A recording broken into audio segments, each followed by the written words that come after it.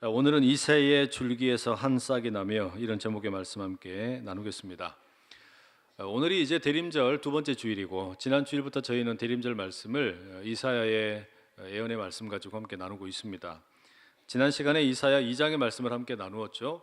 하나님께서 다스리시는 세상은 어떤 세상인가, 이런 말씀을 함께 살펴보았습니다. 마지막 때에 시온산이 모든 산과 언덕 위에 우뚝 설 것이고 바로 그 산으로 온 세상 사람들이 함께 모이게 됩니다. 그리고 그 사람들을 향해 하나님이 말씀하시죠. 칼을 쳐서 보습으로 만들고 창을 쳐서 낫으로 만들 것이다. 전쟁이 없다는 이야기예요. 다툼이 없고 싸움이 없는 세상, 그게 우리 하나님께서 다스리시는 세상의 모습이었습니다. 오늘 함께 읽은 이사야 11장 역시 이미지는 다르지만, 그러니까 보여지는 그림은 다르지만 전달하는 메시지는 동일합니다. 아마 여러분 이사야 11장을 배경으로 만든 이런 찬양 혹시 아시는 분들 계실 겁니다. 사막에 샘이 넘쳐 흐르리라, 사막에 꽃이 피어 향내에 내리라, 주님이 다스릴 그 나라가 되면 사막이 꽃동산 되리, 사자들이 어린 양과 뛰놀고 어린이도 함께 뒹구는 참 사랑과 기쁨의 그 나라가 이제 속히 오리라. 많이 들어보신 찬양이죠? 제가 부르지 않아도 되겠죠? 오늘 본문을 바탕으로 이 어린이 찬양이 만들어졌습니다. 지난 시간 우리가 나누었던 내용이 산과 또 시온산 그리고 모여든 어떤 전쟁 무기에 대한 내용이었다면, 오늘의 어떤 그 그림에 보여지는 것은 식물과 동물 그리고 어린이들이 함께 뒹굴고 있는 그런 모습입니다. 물론 그림은 다르지만 전하려는 메시지는 동일합니다. 하나님께서 다스리시는 세상은 어떤 곳인가, 여기에 초점이 맞춰져 있습니다. 그럼 여러분, 오늘 본문은 도대체 어떤 하나님 나라를 우리에게 보여주려고 하는 것이겠습니까? 크게 두 가지 질문을 바탕으로 함께 말씀을 나누려고 합니다. 우리의 생각과 하나님 나라가 어떻게 다른가 비교하면서 말씀을 드리겠습니다. 첫 번째 질문인데요, 우리는 어떤 리더를 원하는가 하는 질문입니다. 여러분, 이 질문은 대단히 정치적인 질문입니다.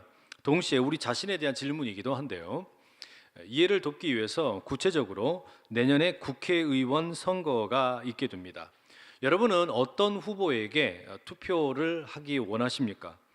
같은 고향이나 같은 대학 출신을 찍으시겠습니까? 내가 좋아하는 정당 후보에게 투표하시겠습니까? 경제적으로 부유한 후보를 지지하시겠습니까? 나와 같은 교회를 다니는 후보를 뽑으시겠습니까? 아마 그런 것은 중요하지 않다 생각하는 분들도 계시겠죠? 정말 중요한 것은 후보의 정치적인 신념과 공약이라고 생각하시는 분들도 계실 겁니다. 맞습니다. 어떤 공약을 가지고 있는가, 또 어떤 비전을 가지고 있는가 하는 점은 정말 리더에게 있어서 꼭 중요한 덕목이라고 말할 수 있겠습니다. 만약 여러분이 그렇게 생각하신다면 이제 질문은 어떤 리더를 내가 원하는가라는 질문에서 나는 누구인가 라는 것으로 바뀌게 됩니다. 우리 자신에 대해서 생각해 볼 필요가 있게 된다라는 말입니다. 무슨 말이냐면, 왜 나는 어떤 공약은 좋아하고 어떤 공약은 비판하는 것일까? 나는 왜 어떤 정책에 대해서는 동의하고 어떤 정책에 대해서는 동의하지 않는 것일까? 여러분, 그 판단 근거가 무엇이냐라는 겁니다. 냉정하게 한번 생각을 해보시죠. 여러분이 어떤 리더를 바라보면서 그 사람에게 대해 동의를 하거나 동의하지 않거나, 여러분, 우리가 그렇게 판단할 때 대부분의 근거는 뭐냐면 나의 필요입니다. 나의 만족인 경우가 참 많습니다. 후보의 공약이, 리더의 모습이 나의 필요와 나의 만족을 채워주면 좋은 리더이고, 나의 만족과 필요를 채워주지 못하면 좋지 못한 것으로 생각한다는 말이죠. 내가 생각하는 거, 내가 필요한 거, 내가 좋아하는 거, 바로 그것을 지지하고 이루어 줄 수 있는 사람, 바로 그런 사람을 우리는 때때로 훌륭한 정치인 혹은 리더라고 생각하곤 합니다. 정치만 그렇겠습니까? 기업가에 대해서도, 연예인에 대해서도, 문학가에 대해서도, 법조인에 대해서도, 군인에 대해서도, 그리고 종교인에 대해서도 어떤 분야가 되었든 우리가 생각하는 리더에 대한 일반적인 이해는 나의 필요나 나의 만족을 채워줄 수 있느냐 없느냐, 여기에 달려있는 경우가 참 많습니다. 그럼 여러분, 리더는 결국 어떤 사람일까요? 내가 기대하는 리더는 어떤 사람일까요? 결국은 나와 닮은 사람입니다. 내 생각, 내 필요, 내 만족, 내 식성, 내 믿음, 내 신앙, 내 고향, 내 대학, 내 회사, 내 가족과 비슷한 사람을 우리가 선호하게 된다라는 말입니다. 그게 내가 생각하는 훌륭한 리더인 경우가 참 많습니다. 그래서 여러분, 우리가 흔히 하는 말로 우리가 남이가 뭐 이런 이야기 하지 않습니까? 여러분, 이게 다 뭘 말하는 거겠어요? 우리가 기다리고 우리가 바라는 리더, 우리는 나의 만족과 나의 필요가 가장 중요한 판단 근거가 되더라라는 겁니다. 그런데 오늘 본문에 소개되고 있는 이 메시아의 모습은 이와는 상당히 다른 모습을 보여주고 있습니다. 1절의 말씀, 이렇게 메시아에 대해서 소개하고 있죠. 이새의 줄기에서 한 싹이 나며 그 뿌리에서 한 가지가 나서 결실할 것이요. 메시아, 하나님의 나라를 이 땅 가운데 이루시게 될 메시아에 대한 모습을 예언하고 있는 본문인데, 여기에 보면 두 가지가 나옵니다. 첫째는 이새의 줄기에서 한 싹이 난다라고 말합니다. 이새라는 인물은 이스라엘의 가장 위대한 임금으로 알려진 다윗의 아버지이죠. 그러니까 메시아는 어디에서 오느냐? 이새의 줄기에서 온다. 말하자면 다윗의 후손이라는 이야기입니다. 그러니까 메시아는 다윗의 후손으로 내려와야 합니다. 그런데 이게 전부가 아니고 그 다음에 보면 그 뿌리에서 한 가지가 난다 이렇게 되어 있습니다. 여러분, 이새의 줄기에서 한 싹이 난다 그러면 그게 이해가 되는데, 다윗의 후손이라는 것인데 그 뿌리에서 한 가지가 난다, 뿌리에서 난다라는 게 여러분 무슨 이야기겠습니까? 뿌리라고 하는 것은 근원 또는 조상을 가리키는 표현입니다. 그렇다면 메시아는 다윗의 후손이면서 동시에 다윗의 후손이 아니라는 이야기예요. 메시아는 다윗의 후손인데 다윗의 뿌리라고 말합니다. 다윗의 근원이 된다라고 이야기합니다. 여러분, 그 뿌리가 무엇이겠습니까? 역대상 1장에 보면 아브라함의 가정에 이 족보가 쫙 소개가 되죠. 그런데 그 가정의 그 족보의 시작이 누구냐면 아담으로 되어 있습니다. 그럼 여러분, 아담 위에는 누가 계십니까? 하나님이 계시는 거예요. 그러니까 결국은 이 이새의 뿌리라고 하는 것은 하나님을 가리킵니다. 그럼 여러분, 우리가 뭐라고 말할 수 있겠어요? 이 메시아는 다윗의 후손이면서 동시에 하나님으로부터 내려오는 분이라는 겁니다. 이것을 잘 보여주는 게 예수님의 족보죠. 누가복음 3장에 보면 예수님의 족보가 소개되는데 마지막 38절에 보면 그 위는 하나님이시니라 이렇게 되어 있습니다. 그러니까 예수님의 족보를 소개하면서 아래에서부터 위로 쭉 소개해 주는 겁니다. 마태복음 1장은 거꾸로 이렇게 내려와요. 위에서 아래로 내려옵니다. 그런데 누가복음 3장은 아래에서부터 쭉 거슬러 올라가는데 마지막 위에 올라가니까 그 뿌리가 뭐냐? 하나님이더라 라고 이야기하는 겁니다. 메시아는 그런 분이라는 겁니다. 결국 이스라엘이 지금 기대하고 있고 기다리고 있는 이 땅 가운데 하나님 나라를 세우실 메시아는 어떤 분이냐? 육적으로는 다윗의 후손이지만 영적으로는 하나님의 손길 가운데서 내려오신다는 거예요. 그러니까 육적으로는 다윗의 후손이고 영적으로는 다윗의 뿌리가 되는 분, 그게 이 메시아의 정체성입니다. 바로 그런 메시아의 특징을 2절에서는 뭐라고 표현하냐면 성령의 충만함을 입으셨다라고 묘사하고 있습니다. 뭐 지혜의 영도 나오고 여러 가지 총명의 영, 모략과 재능의 영, 이런 어떤 영적인 모습들이 나오는데, 단적으로 이야기하면 메시아는 성령의 충만함을 입으신 분이라는 겁니다. 여러분, 성령의 충만함을 입으신 분이 누구입니까? 부흥 강사 목사님입니까? 영빨이 센 분입니까? 아니면 기도 많이 하는 분입니까? 치유의 역사가 있으신 분입니까? 아니에요. 여기서 말하는 것은 예수 그리스도를 가리키는 겁니다. 예수님께서 요단강에서 세례를 받고 올라오실 때, 그때 하늘에서 이 성령이 비둘기처럼 임하셨죠. 예수님이 성령의 이끌리심을 받으셨다는 이야기입니다. 그리고 예수님의 모든 사역은 그 성령의 이끌리심을 따라 자신의 뜻대로 하신 게 아니라 하늘 아버지의 뜻대로 모든 일을 하셨다, 우리에게 이렇게 이야기해 주고 있습니다. 자, 그럼 여러분, 다윗의 후손이면서 동시에 다윗의 뿌리가 되시고 성령의 충만함을 입은 메시아, 그는 어떻게 세상을 다스릴까요? 3절에 이렇게 기록합니다. 그가 여호와를 경외함으로 즐거움을 삼을 것이며 그의 눈에 보이는 대로 심판하지 아니하며 그의 귀에 들리는 대로 판단하지 아니한다. 여기 나타나는 가장 큰 특징이 있다면 그게 뭐냐면 눈에 보이는 대로 또 귀에 들리는 대로 판단하지 않는다라는 겁니다. 이게 메시아의 특징입니다. 여러분, 눈에 보이는 대로 또 귀에 들리는 대로 판단하지 않는다 그러면 겉으로 보이는 것을 뛰어넘어서 속 마음을 감찰한다라는 이야기겠죠. 그게 메시아가 세상을 통치하는 방식입니다. 그럼 여러분, 구체적으로 도대체 겉으로 드러나는 모습이 아니라 속 사람을 감찰함으로 판단하시는 이 메시아의 통치, 그 하나님의 나라가 이루어진다라는 건 어떤 모습이냐? 그게 여러분 4절과 5절에 이렇게 이야기합니다. 공의로 가난한 자를 심판하며 정직으로 세상의 겸손한 자를 판단할 것이며 그의 입에 막대기로 세상을 치며 그의 입술의 기운으로 악인을 죽일 것이며 공의로 그의 허리띠를 삼으며 성실로 그의 몸에 띠를 삼으리라. 이게 길게 적혀 있지만 요약하면 핵심은 간단합니다. 이 세상에서 연약한 자들이 억울한 일을 당하지 않도록 통치하시겠다는 겁니다.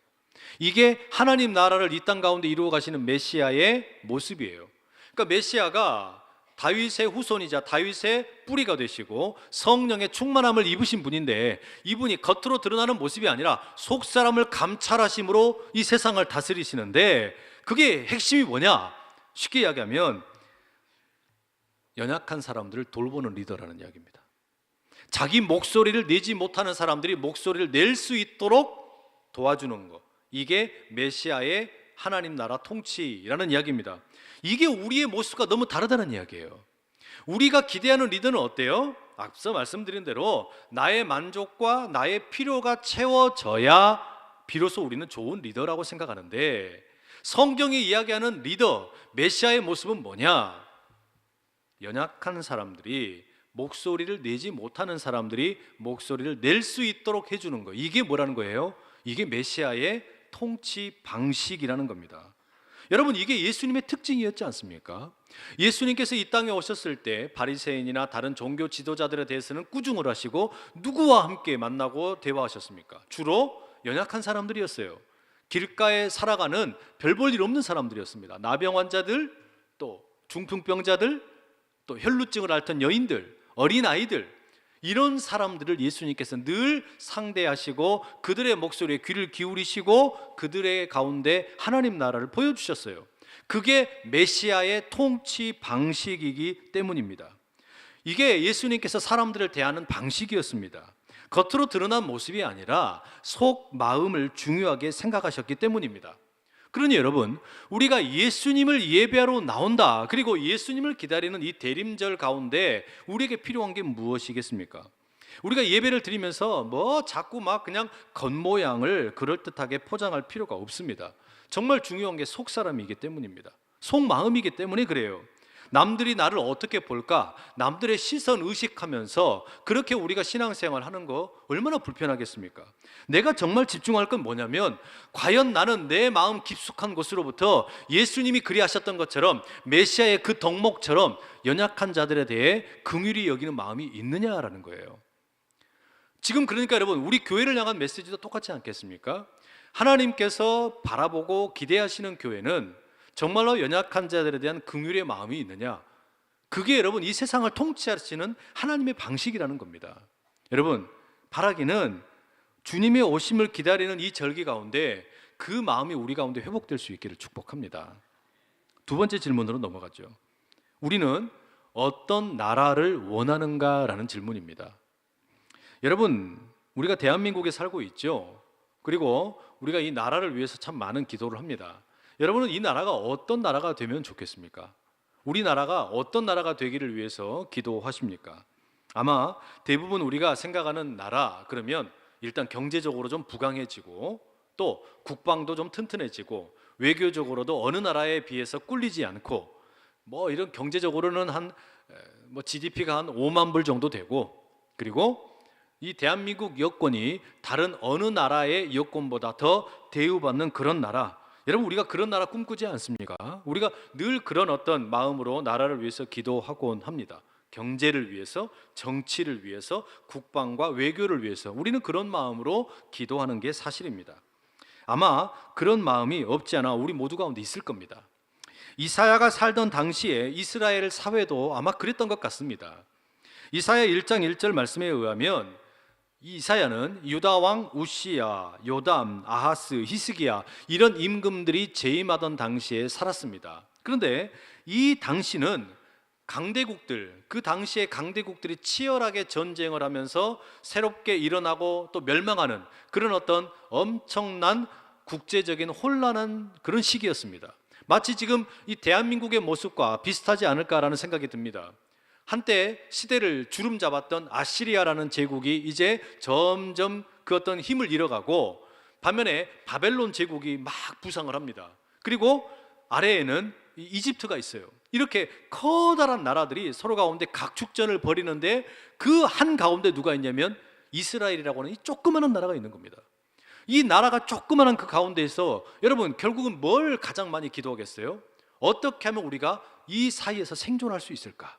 이 강대국들 사이에서 우리가 어떻게 하면 살아남을 수 있을까? 그게 여러분 이스라엘 사람들의 가장 큰 나라를 위한 기도 제목 아니었겠어요? 마치 우리와 똑같은 겁니다. 이 대한민국이라는 이 조그마한 나라가 강대국들 틈바구니에서 어떻게 우리가 살아남을까? 어떻게 하면 우리가 경제적으로도 더 힘을 얻고 국방도 튼튼해지고 외교적으로도 더 단단해질까? 우리가 그 마음 갖는 것과 너무나 똑같습니다. 그러니 이스라엘 사람들은 늘 그런 기대감이 있었습니다. 침공을 당하고 공격을 당하고 백성들이 유린당하고 재산들을 뺏기고 이런 일이 생기니까 어때요? 어떻게 하면 우리가 힘을 가질 수 있을까? 경제적으로 부강해질 수 있을까? 독립을 완전히 쟁취할 수 있을까? 그런 어떤 하나님의 나라를 꿈꾼다라는 것은 다름이 아닌 이 이스라엘이라는 이 땅에 있는 나라가 어떻게 하면 큰 나라가 될 수 있을까? 경제적으로 부강해질까? 정치적으로 안정이 될까? 바로 거기에 치열한 고민이 가득한 것이 이사야가 살던 당시의 사회 모습이었습니다. 그런데 하나님께서는 이런 위기 시대를 살고 있던 이스라엘 사람들에게, 특히 남유다 사람들에게 뭐라고 말씀하시냐면 너무나 황당한 하나님 나라의 비전을 보여주십니다. 하나님 나라에 대해서 도무지 지금 사람들이 가지고 있는 기대에 어울리지 않는 말씀을 하시는 거예요. 6절에서 8절의 말씀을 제가 세번역 성경으로 읽어드릴게요. 그때에는 이리가 어린 양과 함께 살며 표범이 새끼 염소와 함께 누우며 송아지와 새끼 사자와 살진 짐승이 함께 풀을 뜯고 어린아이가 그것들을 이끌고 다닌다. 암소와 곰이 서로 벗이되며 그것들의 새끼가 함께 눕고 사자가 소처럼 풀을 먹는다. 젖먹는 아이가 독사의 구멍 곁에서 장난하고 젖된 아이가 살무사의 굴에 손을 넣는다. 여러분, 이게 지금 하나님이 다스리시는 나라의 모습이라는 겁니다. 하나님이 다스리시는 나라는 이런 나라라는 거예요. 여러분, 이게 하나님의 나라라니 정말 믿어지십니까? 이게 여러분 정말로 여러분들의 마음에 막 사모함이 되고 와닿는 그런 나라가 되냐는 말이에요. 여러분, 이걸 쉽게 이야기하자면 이런 겁니다. 어떤 대통령 후보가 나와가지고 국민들 앞에서 연설을 합니다. 이렇게 이야기하는 겁니다. 존경하는 국민 여러분, 저는 앞으로 사자와 염소가 함께 살게 만들겠습니다. 여러분, 저는 앞으로 모든 사자가 풀만 뜯어먹고 살게 하겠습니다. 여러분, 저는 앞으로 젖먹이 아이들이 독사굴에 손을 넣어도 괜찮게 만들겠습니다. 여러분, 만약에 어떤 대통령 후보가 이렇게 연설했다면 여러분 이거 어떻게 받아들이시겠어요? 황당하다고 이야기하지 않으시겠어요? 말도 되지 않는 이야기하지 마라, 집어쳐라. 여러분, 이런 후보를 누가 지지하겠습니까? 누가 이런 나라를 꿈이나 꿀 수 있겠냐는 이야기예요. 쉽지 않습니다. 물론 특이한 경우이지만 이리가 어린 양과 함께 뒹구는 것은 우리가 상상할 수 있습니다. 아주 희귀한 경우이지만 그런 경우가 종종 있더라고요. 하지만 사자가 풀을 뜯어먹는다, 이건 정말 너무 황당한 소리입니다. 우리가 흔히 개 풀 뜯어먹는 소리 하고 있네 이런 이야기 하지 않습니까? 진짜 황당할 때 우리 그런 이야기 하잖아요. 그런데 개가 풀을 뜯어먹어도 황당할 일인데 사자가 풀을 뜯어먹는다 그러니 여러분, 이걸 도대체 우리가 어떻게 상상을 하고 받아들일 수 있겠냐는 이야기예요. 어렵습니다. 특히나 저처럼 스테이크 좋아하고 고기 구워 먹는 거 좋아하고 삼겹살 좋아하고 이런 분들 같으면 여러분 이 말씀 정말 불편한 말씀입니다. 왜 그렇겠어요? 아니 사자 보고 풀 뜯어 먹으라 그러면 사람 보고도 풀 뜯어 먹으라는 소리 아니겠어요? 우리 보고 다 채식주의자 되라는 이야기 아니겠습니까? 여러분 이렇게 믿기가 어려운 게 하나님 나라예요. 하나님이 다스리시는 나라 정말 우리가 상상하기 어려운 나라입니다. 그러니 이스라엘 사람들도 이런 하나님 나라를 받아들이는 게 정말 어려웠을 겁니다. 그런 메시아를 기대하지 않았다는 이야기예요. 자신들의 기대, 자신들의 필요, 자신들의 어떤 만족은 거기에 있지가 않았다는 이야기입니다. 아니 다른 건 다 집어치우고 돈이나 좀 많이 벌게 해주시고 나라가 좀 튼튼하게 해주시고 나라가 좀 다른 나라에 좀 침공당하지 않고 건강하면 좋겠다. 이게 전부였는데 아니 지금 하나님이 이사야를 통해서 들려주시는 비전은 너무나 생뚱맞은 겁니다. 그러니 여러분 어때요? 바로 이런 이유 때문에 이런 웃기는 나라를 꿈꾸지 않았기 때문에 실제로 예수님께서 예루살렘에 들어가셨을 때 아무도 환영을 하지 않습니다. 바리새인들과 종교 지도자들이 예수님을 죽였단 말이에요. 메시아로 오신 예수님이 이스라엘 사람들에게 환영받지 못한 거예요. 왜요? 다른 이유가 아닙니다. 당신은 우리가 기다리던 리더가 아니야. 당신은 왜 우리의 필요와 만족을 채워주질 않아? 그러니 당신은 메시아일 수가 없다. 이게 여러분 이스라엘 사람들이 예수님을 배척했던 이유 아닙니까? 그렇다면 여러분 우리가 지금 가지게 되는 궁금증은 뭐냐면 아니 도대체 왜 하나님께서는 이처럼 황당한 하나님 나라의 비전을 이사야를 통해서 들려주고 계시냐는 이야기예요. 그 이유가 뭘까요? 그 근거는 우리가 9절에서 찾아볼 수 있습니다. 우리 여러분 9절의 말씀 한번 함께 읽어보시겠습니다. 시작. 내 거룩한 산 모든 곳에서 해됨도 없고 상함도 없을 것이니 이는 물이 바다를 덮음같이 여호와를 아는 지식이 세상에 충만할 것임이니라.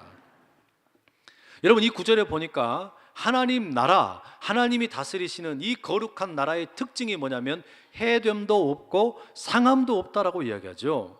해됨이 없고 상함이 없다. 그것을 보여주는 게 6절과 7절, 8절에 사자가 어린 양과 함께 뒹굴고 또 사자가 풀 뜯어 먹는 모습이었겠죠. 그렇다면 여러분 해됨도 없고 상함도 없다라는 것은 궁극적으로는 뭘 말하는 걸까요? 그거는 죽음이 없다는 이야기입니다. 죽음을 이겼다는 이야기예요. 사실은 이게 핵심이에요. 하나님께서 다스리시는 나라의 가장 중요한 핵심이 뭐냐? 더 이상 죽음이 온 피조물들을 주관하지 못한다는 이야기입니다. 그러니까 이리와 양이 함께 뒹굴고 사자가 어린 아이와 함께 놀고 독사굴에 손을 넣어도 괜찮다라는 것은 그저 황당한 이야기를 하려고 하는 것이 아니라 하나님이 다스리시는 세상의 진정한 특징이 뭐냐? 죽음이 죽임당했다라는 것을 보여주고 있는 겁니다. 예수님께서 바로 이 일을 위해서 오신 거 아닙니까? 예수님께서 왜 그 이스라엘 사람들이 가지고 있던 모든 기대나 또는 어떤 그 사람들이 가지고 있던 바람을 충족시켜 주는 게 아니라 너무나 힘없이 가련하게 십자가에 달려 죽으셨습니까? 그리고 왜 부활하셨습니까? 이 하나님의 나라를 이 땅 가운데 만드시기 위함이었어요. 죽음을 뛰어넘는 하나님의 나라를 세우시기 위함이었단 말이죠.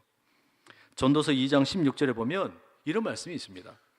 지혜자도 우매자와 함께 영원하도록 기억함을 얻지 못하나니 후일에는 모두 다 잊어버린 지 오래일 것임이라. 오호라 지혜자의 죽음이 우매자의 죽음과 일반이로다. 전도서는 시작하면서부터 그러죠.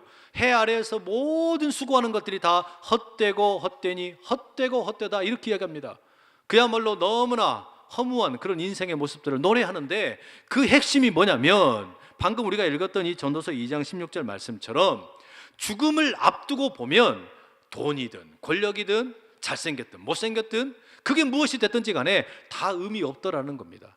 죽음을 앞두고 보면 지혜이든 어리석음이든 그게 무슨 차이가 있냐라는 거예요. 그러니 해 아래 수고하는 모든 것이 다 헛되다라고 선언을 하고 있는 겁니다. 그런데 바로 이 죽음의 문제가 이사야 11장에 나오는 하나님의 나라의 모습을 보니까 어때요?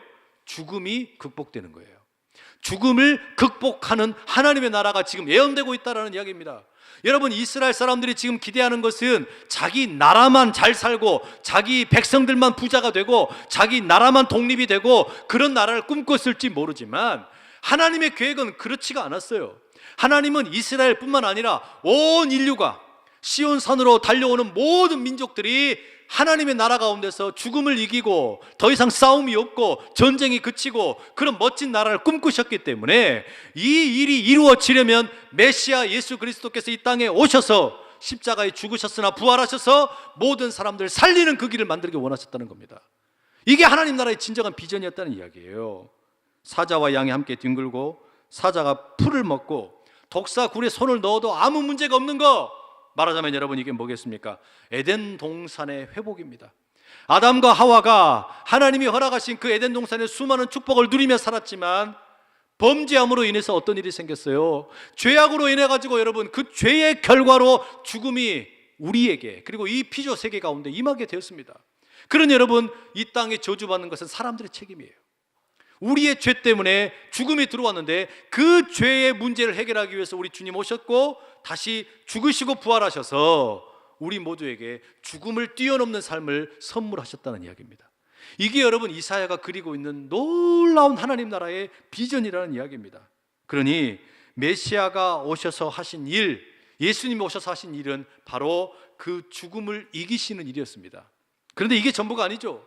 요한계시록 21장 우리 주님이 다시 오실 때 나타날 장엄한 새 하늘과 새 땅의 모습을 보여줍니다. 하나님의 통치가 온전히 실현되는 세상은 어떤 모습이냐? 요한계시록 21장 4절에 이렇게 되어 있어요. 모든 눈물을 그 눈에서 닦아주시니 다시는 사망이 없고 애통하는 것이나 곡하는 것이나 아픈 것이 다시 있지 아니하리니 처음 것들이 다 지나갔음이라. 여러분 이게 뭐예요?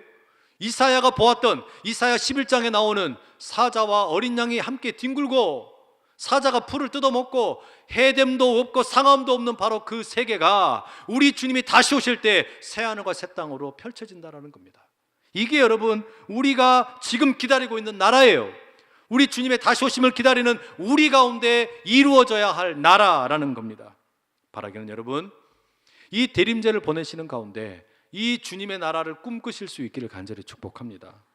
그럼 여러분 도대체 우리가 어떻게 이런 나라를 꿈꿀 수 있을까요? 어떻게 우리가 이런 하나님의 나라를 꿈꾸면서 살 수 있을까? 오늘 본문에 보면 유독 어린 양, 어린 염소, 송아지, 어린 사자, 어린 아이, 새끼, 젖먹는 아이, 젖된 아이, 이런 어린 존재들에 대한 어떤 그 모습들이 많이 나열되고 있습니다. 왜 그럴까요? 왜 그럴까요? 가만히 생각을 해보면 이유가 있습니다. 어린 아이의 마음이 되어야만 하나님께서 다스리시는 나라, 하나님이 통치하시는 죽음이 극복된 세상을 꿈꿀 수 있기 때문이에요. 어린 아이의 마음이 있을 때에는 죽음으로 갈라지고 전쟁으로 갈라지고 돈으로 갈라지고 피부 색깔로 갈라지고 정치적인 이념으로 갈라지고 이런 것들이 다 극복이 됩니다. 여러분 우리가 어린 아이들이 놀 때 놀이터에서 놀 때 너는 어느 정당을 지지하니? 이거 묻는 거 보신 적 있어요? 아이들이 놀면서 너는 피부 색깔이 뭐니? 너는 어느 나라에서 왔니? 너는 돈이 얼마나 있니? 이런 거 가지고 서로 편가르고 노는 거 본 적 있습니까? 아니에요. 어린 아이들이 놀 때는 그 가운데 하나님 나라가 이미 임하고 있습니다. 어린 아이들이 함께 놀 때는 그게 이루어져요. 그런데 사람들이 장성하고 커가면서 어떻습니까? 세상에 물들면서 온갖 더러운 죄악들이 들어오면서 우리 가운데 자꾸 편을 가릅니다. 갈라지게 만든다는 이야기예요. 그러나 우리가 어린아이의 마음을 품게 되면 서로 가운데 다름이 더 이상 문제가 되지 않는다는 이야기죠. 남한과 북한도 함께 할 수 있고 부자와 가난한 자도 함께 할 수 있고 남성과 여성도 함께 할 수 있고 전라도와 경상도가 함께 할 수 있고 민주당과 한국당이 함께 할 수 있고 경영자와 노동자가 함께 할 수 있고 한국과 일본도 함께 할 수 있는 겁니다. 바라기는 여러분 우리 주님이 다시 오시기를 기다리는 이 대림절 가운데 이 어린아이의 마음 우리 가운데 함께 할 수 있기를 간절히 축복합니다. 그 가운데 우리 주님께서 우리를 더 위대하게 하나님 나라의 파수꾼으로 세워주실 줄로 믿습니다. 기도하겠습니다.